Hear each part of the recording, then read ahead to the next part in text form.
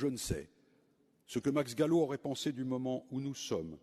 où la fièvre des commémorations nous tient, pendant que d'un autre côté le sens disparaît des institutions que notre histoire nous a léguées, une séparation des pouvoirs battue en brèche, les principes du droit criminel rongés sur leur marge, la représentation abaissée, la confusion des fonctions et des rôles recherchés sans hésitation, les libertés publiques compromises, le citoyen réduit à n'être plus le souverain, mais simplement l'objet de la sollicitude de ceux qui le gouvernent et prétendent non le servir, mais le protéger, sans que l'efficacité promise, ultime justification de ces errements, soit jamais au rendez-vous.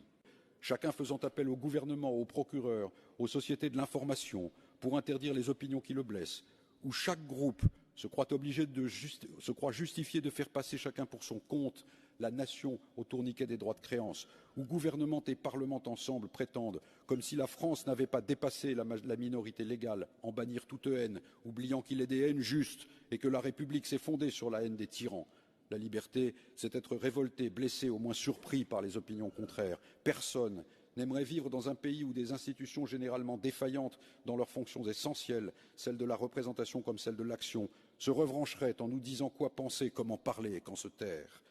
En un siècle d'histoire constitutionnelle, nous aurons vu se succéder le système des partis, le système de l'État, le système du néant. Je ne crois pas que Gallo ait souscrit à cette substitution du lapin de Garenne aux citoyens libres, que nous prépare cette formule imbécile répétée à l'envi depuis 20 ans que la sécurité est la première des libertés. À cette aune, pas de pays plus libre sans doute que le royaume de Staline ou celui de Mussolini. Après Rocroi, après Valmy, après Bir Hakeim, voici la sécurité, comme la ceinture du même nom, comme le rêve de l'escargot.